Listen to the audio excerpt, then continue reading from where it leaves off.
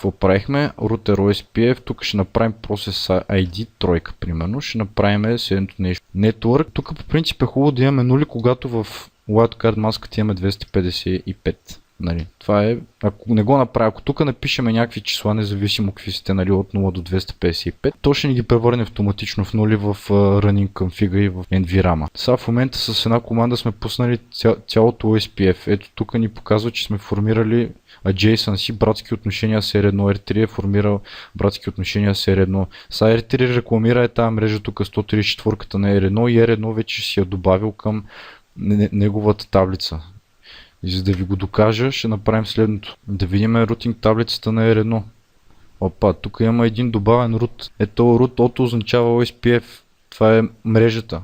110 е Administrative Distance, 20 е метриката. Метриката се смята като дефолтната Auto Cost Reference Bandwidth, която може да се манипулира, е 100 по принцип. Ако имаме гигабитови интерфейси, е хубаво да бъде 1000, нали? Това чудо тук, 100 мегабита делено на bandwidth, което може да го покажем така, е тоя. Бърка командата. Сега написах show IP, трябваше да напиша просто show interface. Ще ме прощавате. Това ще напишем.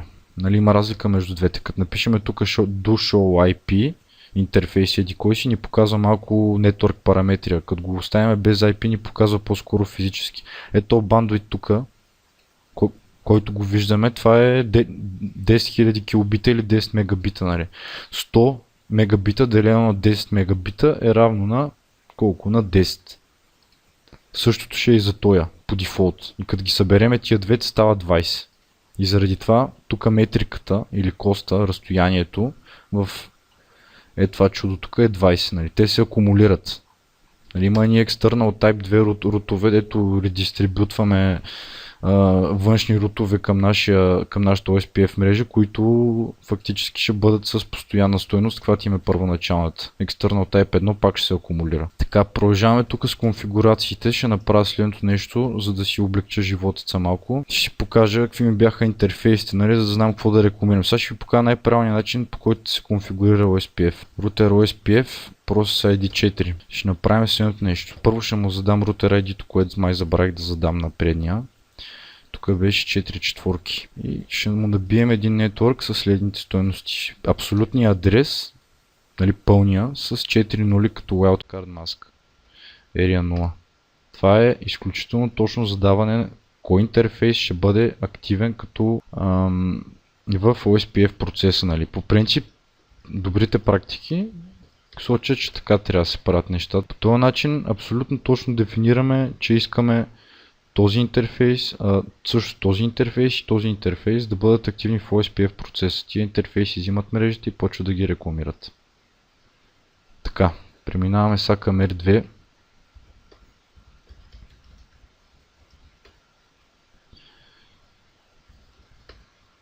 Конфигурираме и тук последния OSPF, който ни интересува.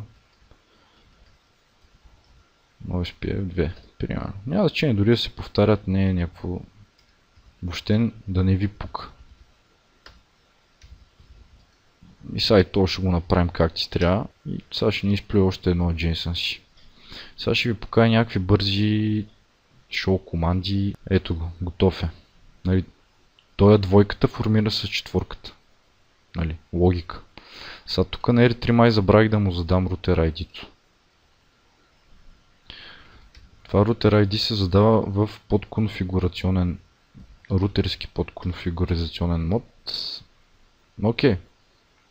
И сега ако искаме тук да повлияем едни процеси, мога да направим следното, примерно да дадем това нещо. Само че то дефолтното е 0. Така и по този начин с тази команда clear IP OSPF Pro си изхвърляме абсолютно всички данни. То първо ни дава, че стейтовете на връзките с съседните рутери падат надолу, след това падат нагоре.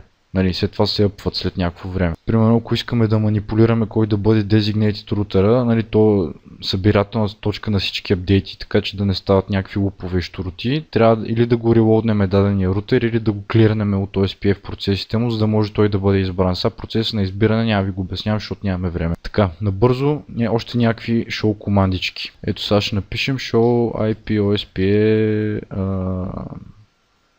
Чакайте, че то е така ще напишем. Ето тук почва.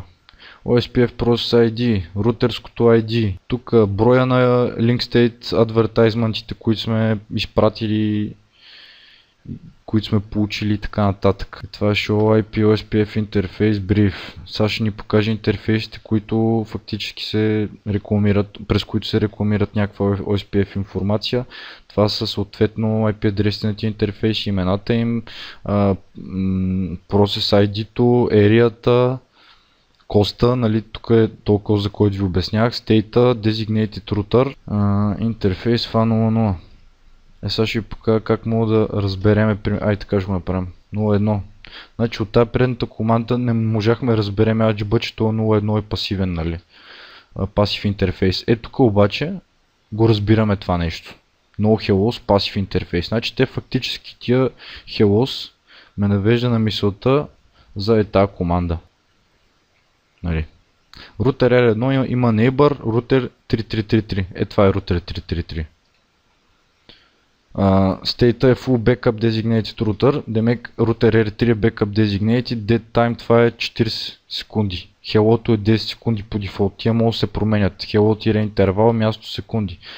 Dead интервал, място секунди. Нали, по дефолт, като сложим някакво hello-то, dead става 4 пъти hello-то. Това е адреса на този брата от среща. Това е интерфейса, от който изкача нашата връзка към брата. Така. Ето тук е едно интересно нещо. Опа. Тази команда цепи на изпити. Какво става тук? Това е информацията за цялата мрежа. Това е базата данни, която тия рутери събират, нали. Ерията, например, това е Router Link State Area 0. Това е LSA Type 1, това е LSA Type 2, нали. Първото е за рутерите, второто е за мрежата. Това го има само когато имаме designated рутери. Това го има винаги, независимо в какъв тип мрежа сме. Примерно, ако имаме някакъв случай с много рутери, ще имаме designated рутери. Ако имаме сериални връзки, ще имаме само такова Router Link States, нали, LSA Type 1. Тук е Link ID-то, нали, ID-то на рутера, рекламиращите рутери, възрастта на съответния апдейт, който е получен. Значи тази възраст по принцип, първоначално като настроиме тия процеси, почва някакво яко флъдване. След 30 минути това флъдване пак се повтаря. Така че затова се правят тия multi-area OSPF-ите, за да мога да, примерно тук ако имаме 200 рутера и в една ария, ще стане нещо страшно. Да не говорим, че примерно ако ето интерфейс падне примерно, ето интерфейс тук падне и пак се почва на ново всичко. Обменяне на данни става мазало. Затова имаме малко рутери в една ария да не ни отроват животеца. Така. Сега приключихме с OSPF-а, повече няма ви занимавам. Сега ще продължим с едни динамични настройки на нашите хостове. Тук ще ви направим, да демонстрираме AGB какво правихме до сега, да видим дали ще имаме реплайове. 113.1 имаме реплай, това е топич тук. Миналия път беше какво беше? Request Timeout 113.3, 113.1 ни отговаряше. Добре да? Щом 113.3 е било Request Timeout, сега вече не е. Сега, за да се уверяме, ще пингнем и ето тук като за финал. Защото той ще ни покаже, после ще го ползваме за някакви други работи. 124.2 беше. Хоп, и имаме reply. Честито, нашата мрежа баца.